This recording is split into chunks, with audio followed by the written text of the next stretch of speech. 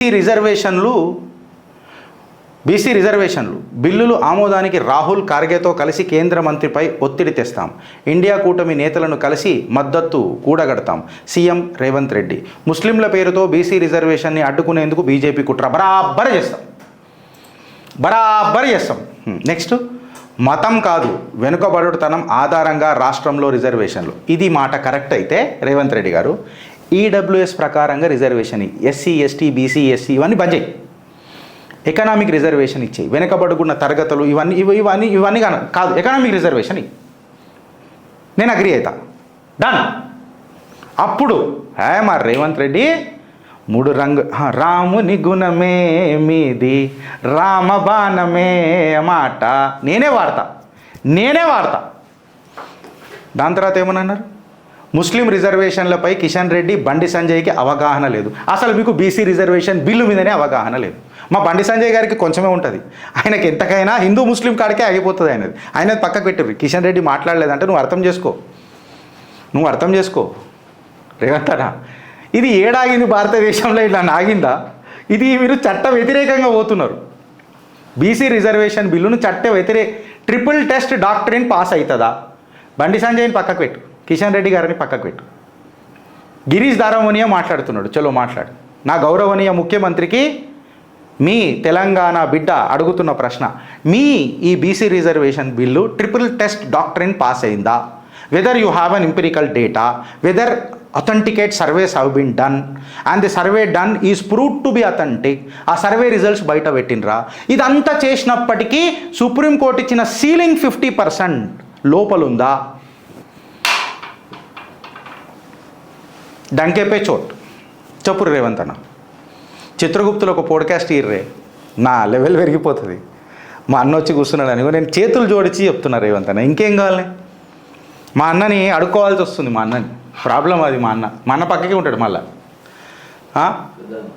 గుజరాత్, మహారాష్ట్ర, ఉత్తరప్రదేశ్లో ఎటు నుంచి ముస్లిం రిజర్వేషన్లు దమ్ముంటే ఆ రాష్ట్రాల్లో ఎత్తివేయాల. నువ్వు పెట్టు కదా, ఎవడొద్దని అన్నాడు?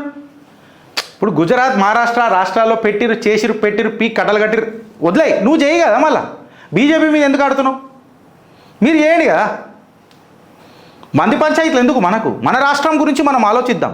మీరు దేశానికి ముఖ్యమంత్రి కాదు, తెలంగాణ రాష్ట్రానికి ముఖ్యమంత్రి. ఇక్కడ మాట్లాడుకుందాం. నెక్స్ట్ ఏముందబ్బా? దత్తాత్రేయకు ఉపరాష్ట్రపతి పదవి ఇవ్వాలని డిమాండ్. ఈయన 2 కాళ్ళ మీద పడవేసి నడుస్తున్నాడు. ఈడ చూడు ఏమన్నాడు? ఇండియా కూటమి నేతలను కలిసి మద్దతుతో రాహుల్ ఖార్గేతో కలిసి కేంద్రంపై ఒత్తిడి ఎత్తేస్తాం. రాహుల్ ఖార్గే గారు కలుస్తుర్రా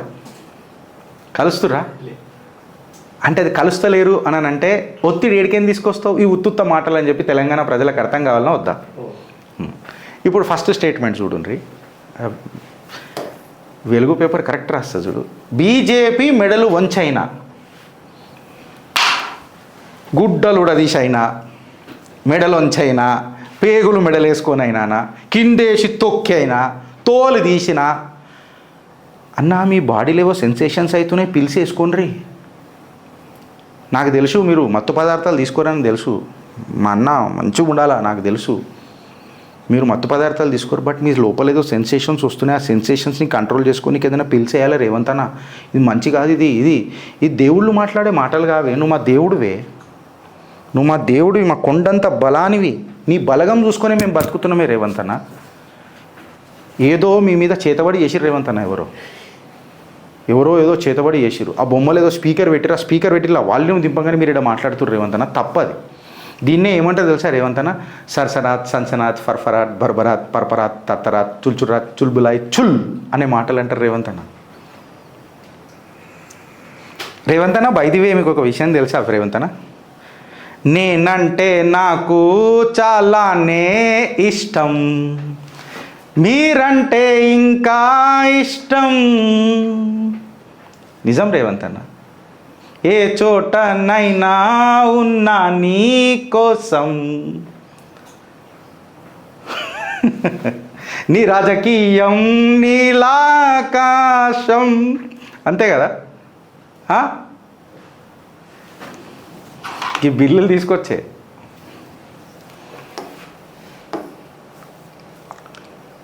ఏం నల్లబట్టలు వేసిర్రు?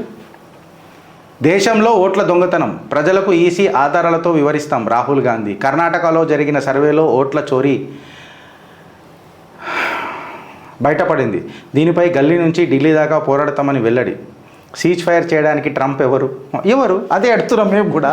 ఎవడాడు ఆ నోట్ల మా అన్నవాడు ఆయన ఇంట్లో పీరికెళ్ళా ఆడెవడాడు ట్రంప్? మనమే చేసినాం. అది కూడా పాకిస్తాన్ బిచ్చబడితే చేసినాం గదేనే. కానీ రేవంత్ అన్న అది మన రాహుల్ భాయ్ మీరు టీషర్ట్లో స్మార్ట్ కొడతారు, మీరు ఇట్లా నల్ల ఏకూరి మంచిది కాదు. ముందే మీకు శని తక్కువ ఉందా మీ రాజకీయ జీవితంలో? ఇట్లా వైఫై రూటర్ లెక్క ఫ్రీ వైఫై పాస్వర్డ్ లెక్క చుట్టుకుంటుంది, చటక్ ఇట్లా చుట్టుకుంటుంది. మీకు శని తక్కువ ఉందా?